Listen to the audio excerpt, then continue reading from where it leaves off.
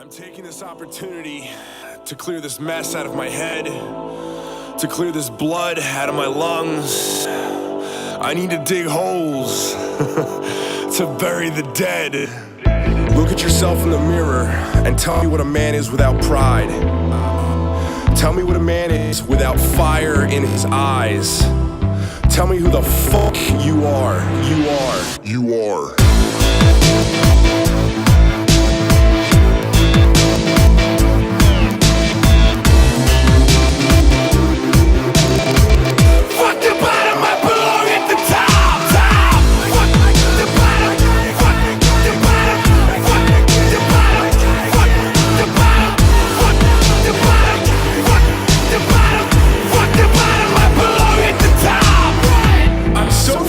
Sick of everyone's lack of honor.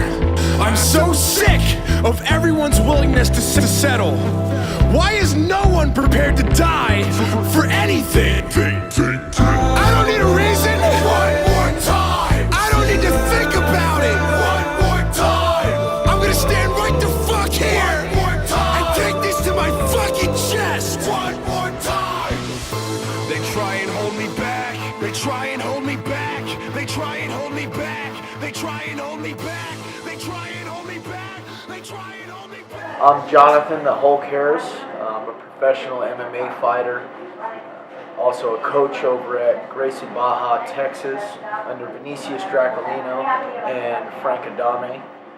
This is my 16th fight, 16th time cutting weight for a fight. My record as a professional is 9-4. I went 1-2 as an amateur. Real quick, going back to why I only had a short amateur career. A lot of things happened where I had to go pro or else I had to go back to work. So we went pro. We've been doing real good. So we're getting ready for a fight this Friday against Mike Bronzoulis. This is a rematch. He beat me about 4.5 years ago. I've been fighting at 170 for the past 6 years as a professional. To do this weight cut, I've been on a 12-week diet. I've done roughly 7 to 8 miles running a day. I train about 4 or 5 hours on the mat. Primarily, I stick to Brazilian Jiu-Jitsu, Muay Thai kickboxing, traditional boxing, wrestling. Those are the big four is what I like to call them. So that's what I stick to and that's what I do. We're here. We're going to do a documentary on the next 24 hours. I have 9 pounds to cut to make it to 155. It's very important that when you're cutting weight, you keep your protein high and your carbs. I can't go no carbs because of what I do. I have to stay at a high carb to have the energy to train all day. It's not like your normal bodybuilding diet or something like that where you can go up and down on your carbs. You got to stay really high carbs. I started my diet 12 weeks ago for this because, like I said, I've never been at 155. This is the first 155 fight.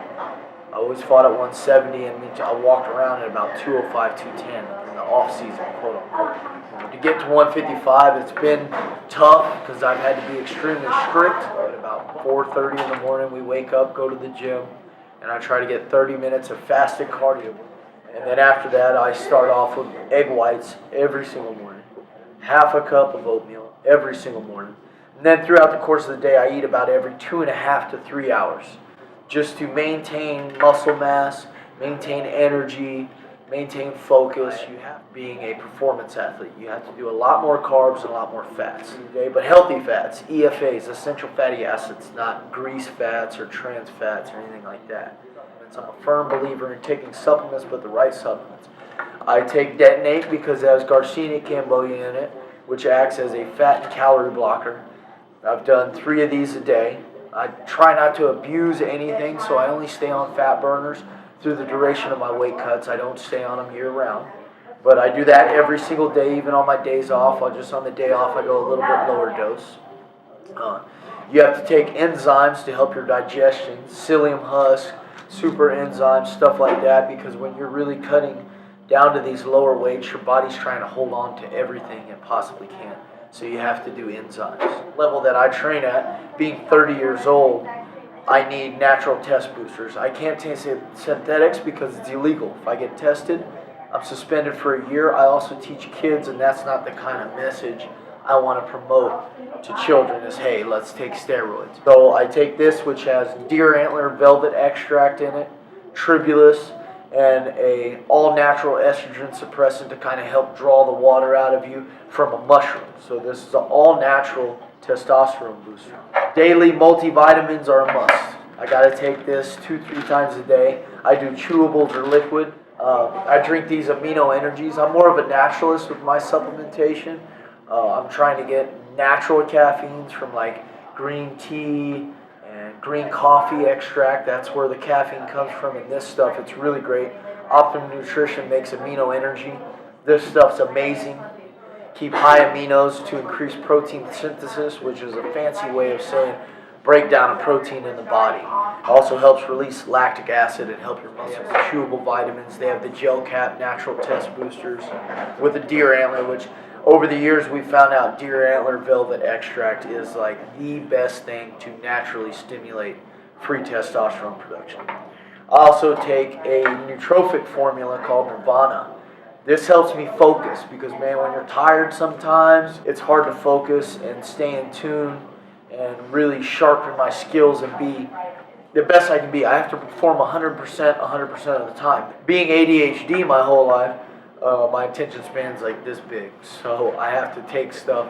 I don't basically a nootropic formula with a lot of B12 vitamins, vitamin C for energy, and this is good stuff right here. This kicks in, and again, I only stay on all this through the duration of my cut cycles.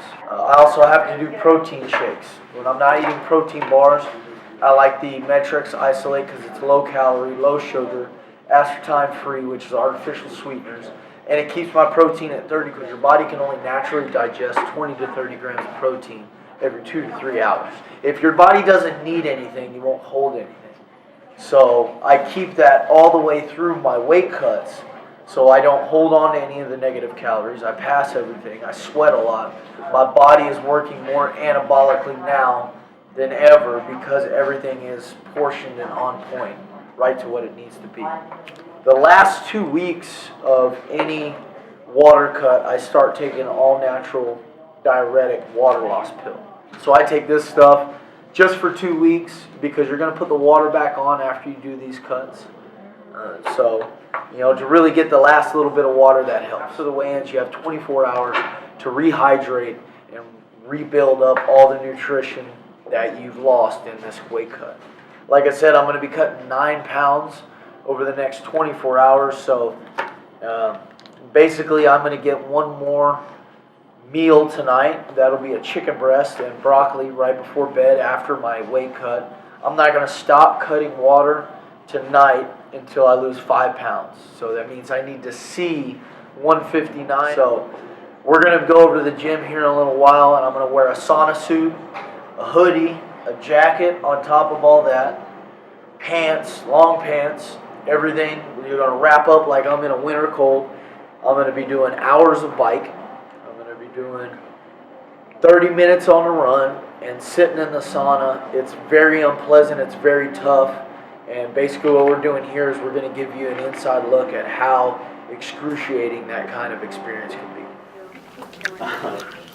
How you feeling at 155? Oh, amazing. This was like the best mistake this I guy have made, like making $7. me come down to one. He's like, nope. And they called me this morning. I You just look so thought- much skinnier than that's awesome. I've been running 10 miles a day. I did 6 5-minute rounds, and I was like pacing. I called from them this morning. Oh, he's gonna have to be 160. I was like, fucking Are kidding you me. serious? You can green Hulk on this thing. Oh, yeah. No. No? Okay. Yeah, no, he's gonna make weight now, hopefully. It is because you said no, so he's got to. No, man, I've dieted for 12 weeks for this crap. Yeah. You're not. 1, 2, 3. You're gonna cross your arms, look up to the lens, right? Hold on to the lens, keep looking at it for 30 seconds, okay? So as I come up, boom. Yeah. Yes, sir, and then we'll Lock eyes right there. That's the stay most on for important 30 thing. seconds, okay? Stay staring at that lens, right? You good, Matt? Yeah. 1, 2, 3, cross them.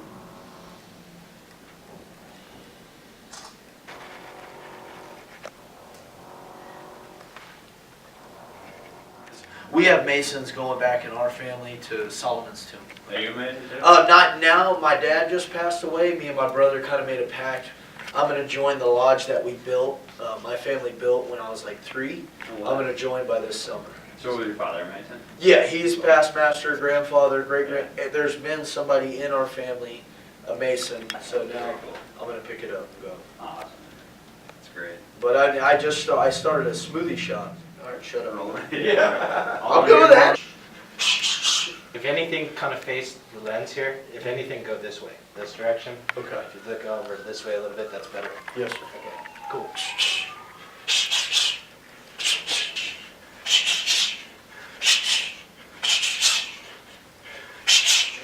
Perfect.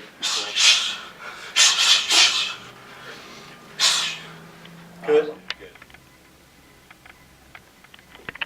We're gonna do a couple things where you just meet. Not just yet, I'm getting there. So are you gonna be like asking me questions, or I just kind of go off? I'd rather you just kind of go off. I can ask you questions. Everybody good? All right, I'm not gonna make any stops for traffic or anything, but I'll tell you after the take if it was bad. Okay. All right, stand by. I guess cell phone's on silent. Whenever you're ready, John. Last fight back in November, my dad passed away an hour, 2 hours before the weigh-in, so I was pretty distraught. Had no sleep, but you know, his last words were, you need to go in there and you need to fight and you have to win. So he carried me through that fight. I had no energy, but we went out there, we did the thing, we got our win. And after that, got my rematch set for Mike Bronzoulis, this time at 155 instead of 170. I've been wanting this for 4 years. I want this one bad. I really hate this guy. He's not a good person. He's not respectful. You know, I don't even know why we're doing 155. This guy's never made weight. But hey, I did a 12-week diet, trained hard. I'm at weight, feeling healthier than ever, and I'm going to end this guy. This is going to be a bad night for Mike B. So I'm ready, and here we go. Perfect. 165.2 pounds. So it begins. Cool. The hustle's in it. Flag no fair. Hold strong, people. Hold strong. Revolutionary. Frontline standing. Solitary.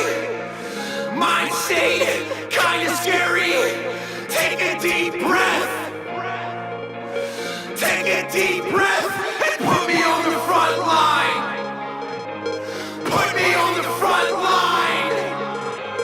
Put me on the front line. Put me on the front line. Hold strong. I'm tested. Hold strong. I'm tested. Heavyweight in there. Coming in, everything super light, real fast reps. Get a sweat going. Get about an hour and a half, 2 hours on the bike, 30 minutes on the treadmill, and then maybe get about 20 minutes of sauna. I'm hoping to get down to 158 pounds by the end of the day. Follow me until the end. Follow me if you can. Heart beating faster. Don't forget to breathe and put me on the front line. Put me on the front line. Put me on the front line. Put me on the front line. Hold strong. I'm battle tested. Hold strong. I'm battle tested. Hold strong. I'm battle tested. I'm battle tested. I'm battle tested. Hold strong. I'm battle tested. Hold strong. I'm battle tested. Hold strong. You don't see this part. You see the fun part on TV. You see, oh man, you're making money fighting. It's so easy. Bodybuilding is so easy. This is where we earn our paycheck. Sit on this damn bike for an hour and a half. I've jogged for 30 minutes, worked out for 10 minutes, and I got 25 minutes on the bike. I'm gonna go another hour without stopping. Sit in the sauna for 10 more minutes if I don't pass out. And then we'll weigh and see where I'm at. I do not see 159. I want to see 158, If we don't see at bare minimum 159, we'll come back out, sit in the sauna, get the sweat going, do a couple push-ups if I can. Back on the bike for another 30, 45 minutes.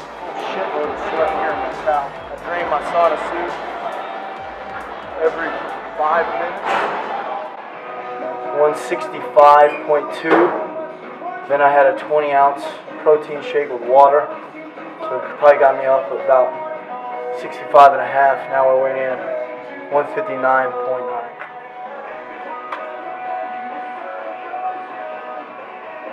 159.6 official. I'm gonna eat a chicken breast with no carb, probably a quarter of a bottle of water, some Benadryl to pass out because I won't be able to sleep of training like this. With any luck, I'll wake up a pound under that and be like 158 and a half. We'll come back 9 a.m. We'll get my official weight.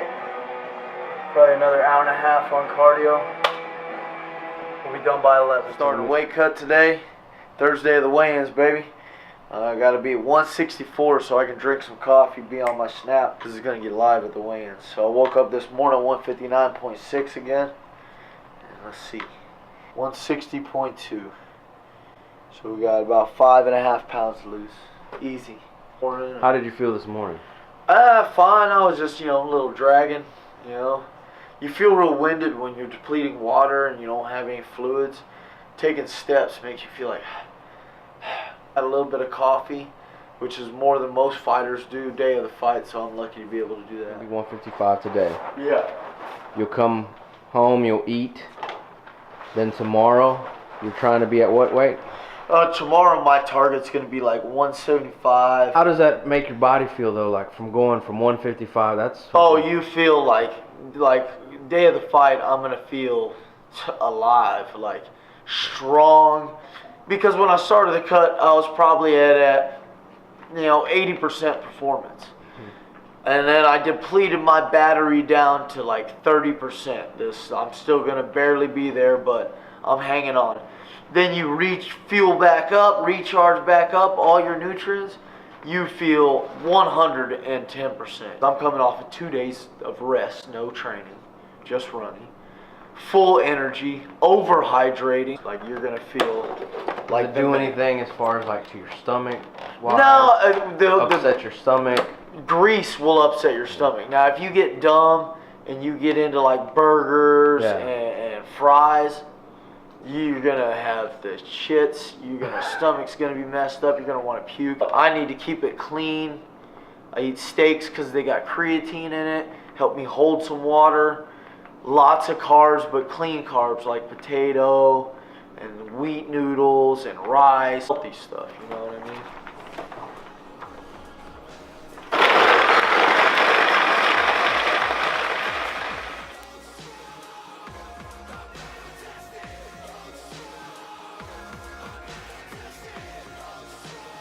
We fucking made it way past. I'll be 153 by the time we get there.